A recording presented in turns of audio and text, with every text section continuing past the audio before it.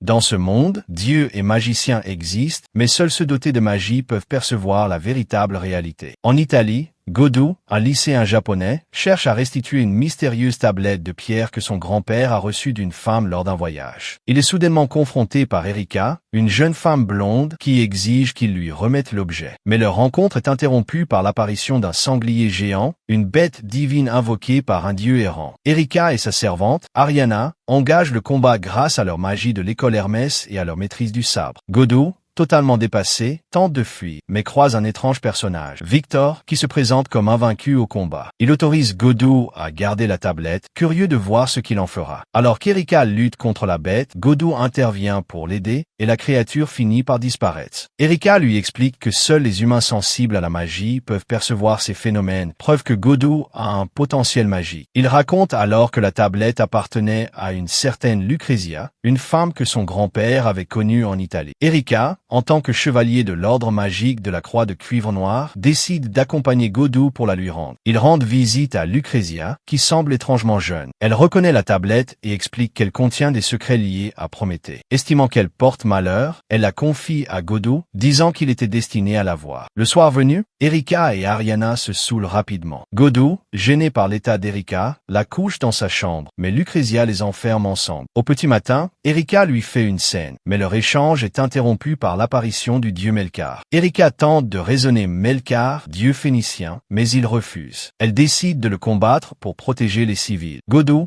inspiré par son courage, choisit de l'aider. Il se souvient que la tablette permettrait de voler les pouvoirs divins. C'est alors que Victor, qui est en réalité le dieu de la guerre Vorotrania, réapparaît pour affronter Melkar. Il semble avoir volontairement laissé Godu en vie pour voir ce qu'il deviendrait. Erika tente d'arrêter leur affrontement, mais elle est attaquée. Godu la sauve, puis propose une alliance à Melkar pour vaincre Vorotrania. Ce dernier accepte, mais l'épée d'or maudite du dieu persan brise la barrière de Melkar et menace les humains. Godu décide alors d'utiliser la tablette. Erika, inquiète, le traite d'idiot mais l'embrasse pour lui porter chance. En puisant dans les pouvoirs contenus dans la tablette, Godu vole l'épée de Vorotrania et contre-attaque. Grâce à un second baiser d'Erika, il libère un champ d'épée et transperce le dieu de lumière, le vainquant. Cette nuit-là, Godu rêve de Pandora, qui lui annonce qu'il est désormais un campion, un tueur de dieux. Il se réveille aux côtés d'Erika dans son lit. Au petit déjeuner, il essaie de cacher la vérité à sa sœur Shizuka, qui devient très suspicieuse en apprenant qu'Erika a dormi avec. Plus tard, à l'école, Godu repense à la bataille. Il se souvient du baiser d'Erika qui lui a donné le pouvoir d'invoquer l'épée divine et des derniers mots de Vorotrania, qui l'a félicité et lui a demandé de rester en vie. Et il découvre qu'Erika a été transférée dans sa classe en se déclarant la future épouse de Godu. Les étudiants masculins attaquent Godu par jalousie et Godu se retire mais force accidentellement Yuri à sortir de la salle de classe. À la fin de la journée, Yuri lui présente ses excuses, l'appelant le roi démon, et un homme nommé Amakazu arrive pour se présenter. Amakazu fait partie du comité qui s'occupe des mœurs magiques au Japon et les jeunes filles du sanctuaire comme Yuri aident l'organisation gouvernementale. Ils sont conscients qu'il est devenu le 7e campion et ont voulu se présenter. Ils avertissent qu'Erika est tristement célèbre pour séduire et manipuler les hommes et que son organisation, la Cooper Black Cross, tentera de le recruter. Plus tard, lorsqu'elle apparaît dans son lit, il la confronte et elle demande à Godu de revenir en Italie afin qu'elle puisse prouver que ses sentiments sont authentiques. En Italie, il est confronté à Athéna qui dit qu'elle est après le serpent. Quand Godu lui dit qu'il ne veut pas se battre, elle déclare que c'est impossible parce qu'il est un campion et il est barré par des hiboux et elle disparaît. Erika arrive avec des magiciens d'Italie pour assister à un duel entre Godu et Erika pour tester sa force. Erika invoque son épée Cœur d'Iléon et Godu affiche son pouvoir en invoquant des capacités de Vertrania. Et parce que Vertrania avait 10 avatars, Godu est capable de montrer 10 capacités différentes. Il parvient à vaincre Erika, qui le loue, et leur duel fait accepter les mages italiens. Et Erika dit à Godu qu'elle est vraiment amoureuse de lui, avant de lui remettre une médaille Gorgone. De retour au Japon, Amakazu avertit Yuri d'une catastrophe majeure à venir impliquant Godu et lui demande son aide. Pendant ce temps, Athéna est arrivée dans la ville et appelle son pouvoir. À l'école, les autres filles ne pensent pas que Godu est assez bien pour Erika, alors elle est évitée et Yuri demande à lui parler. Sur le toit, Yuri demande si Godu a amené le Gorgonéon au Japon et Yuri est choqué d'apprendre qu'Erika a donné la médaille à Godu. Après avoir vu la médaille, Yuri crie à Godu qu'il doit faire attention à ses actions ou il causera la fin du monde. Elle lui raconte une prophétie centrée sur le Japon, où le monde sera envoyé dans le monde souterrain lorsqu'un certain dieu sera rétabli au pouvoir. La prophétie venait de la princesse Alice du ciel, qui ne se trompe jamais. Erika arrive et déclare qu'en tant que nouveau roi, Godu sera assez fort pour vaincre la Gorgone, et elle demande à Yuri d'utiliser sa magie de jeune fille pour identifier l'invocateur de la Gorgone. Yuri traque l'invocateur pour être Athéna qui est au Japon. Il traque Athéna qui souhaite se battre avec Godu pour reprendre son serpent, la Gorgone, avant qu'il ne puisse riposter. Athéna piège Erika dans une barrière et dit que bien que Godu soit une bonne personne, elle l'arrêtera et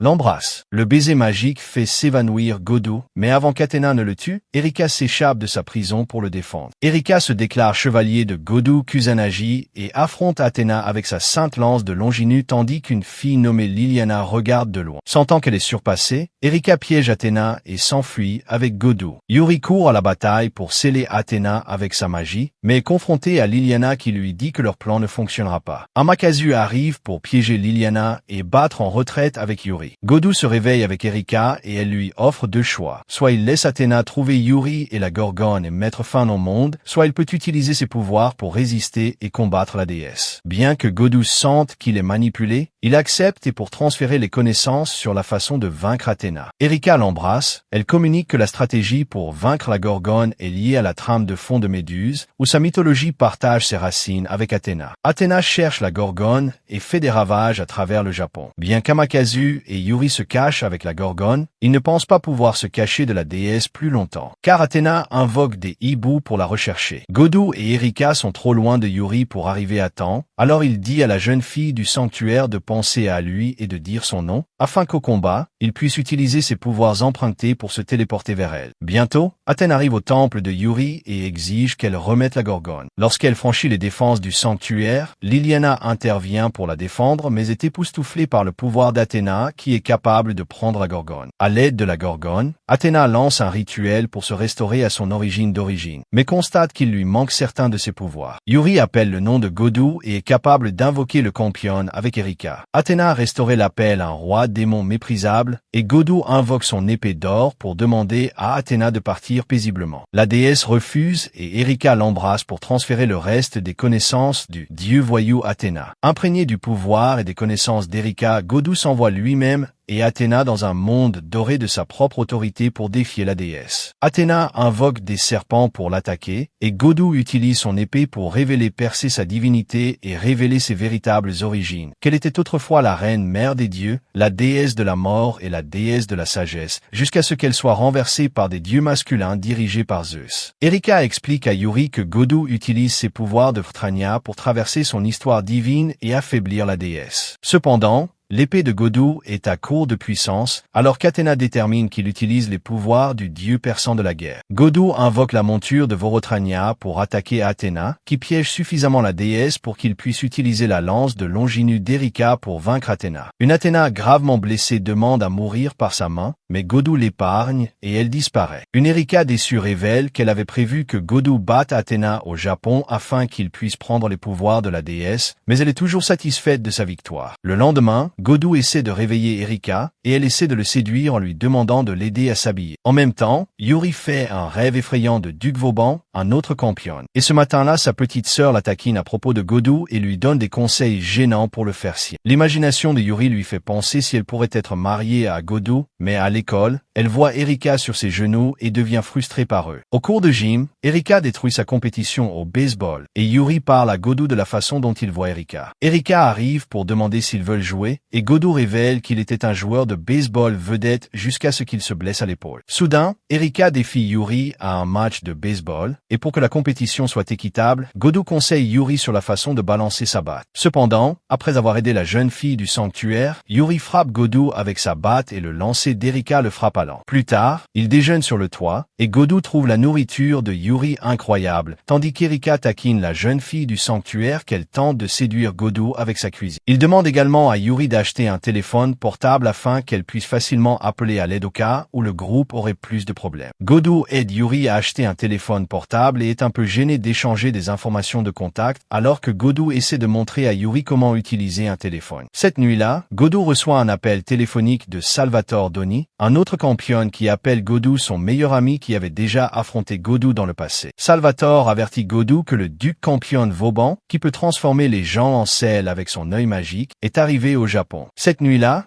Liliana tend une embuscade à Yuri dans le bain, et bien qu'elle essaie d'appeler à l'aide, Yuri est kidnappé et emmené au duc Vauban, qu'il appelle sa propriété. Amakasu informe Erika et Godu que Yuri a été kidnappé et leur demande de l'aide, déclarant que le duc Vauban connaissait Yuri dans le passé. Pendant ce temps, Yuri refuse d'aider le duc dans ses plans pour invoquer un dieu voyou et créer le chaos au Japon et déclare qu'elle se tuera pour l'arrêter. Cependant, Vauban invoque des esprits morts, d'anciens adversaires qui ont été ressuscités pour le servir, et révèle qu'il peut forcer à se conformer après la mort en utilisant ses pouvoirs du dieu Osiris. Erika et Godu ont retrouvé la cachette de Vauban, mais Vauban envoie ses serviteurs morts pour les attaquer. L'un d'eux invoque un golem, qu'Erika bat en détruisant le E du golem, ce qui est sa faiblesse. Yuri parle avec Liliana, qui se sent coupable d'avoir kidnappé la jeune fille du sanctuaire, et est informé que Godu est arrivé au domaine. Lorsque Yuri déclare que Godu est différent des autres campionnes, Liliana ne croit pas qu'Erika et Godu se battent à travers les défenses de Vauban, préservant les autorités de Godu pour Cantel. Lorsqu'ils affrontent Vauban, l'aîné campionne l'informe qu'il est propriétaire de Yuri depuis plus de 4 ans et qu'il serait prêt à échanger pour elle. Erika dit à Vauban que le jeune campionne Salvatore avait souhaité que Vauban et Godu se battent en duel, afin que le vieux campionne puisse être vaincu et remis à sa place. Amusé, Vauban détermine qu'ils auront un match entre rois. Godu prendra Yuri et devra distancer Vauban jusqu'à l'aube. Alors qu'ils s'éloignent, Erika dit à Godu qu'ils ne pourront pas courir loin et que Godu doit combattre Vauban. Et puisque Vauban est un si vieux campionne, ses faiblesses lui sont inconnues. Erika révèle également qu'elle connaît l'histoire de Yuri avec Vauban, que le duc avait utilisé 30 filles, dont elle dans un sacrifice pour invoquer un dieu voyou. Yuri veut se rendre, mais ses amis insistent pour protéger la jeune fille du sanctuaire. Vauban envoie des loups pour les chasser et Erika invoque des épées pour préserver l'énergie de Godu contre le duc. Cependant, cela permet à Vauban de les retrouver, et l'ancien campionne arrive avec son armée de serviteurs morts. Godu utilise son Horse Avatar of the Sun pour détruire les serviteurs de Vauban, mais le cheval est mangé par Vauban qui s'est transformé en homme-loup. Réalisant qu'il ne peut pas risquer d'utiliser ses autres avatars tant qu'il ne connaît pas les faiblesses de Vauban, Godu se retire avec Yuri. Erika bat également en retraite mais est confrontée à Liliana.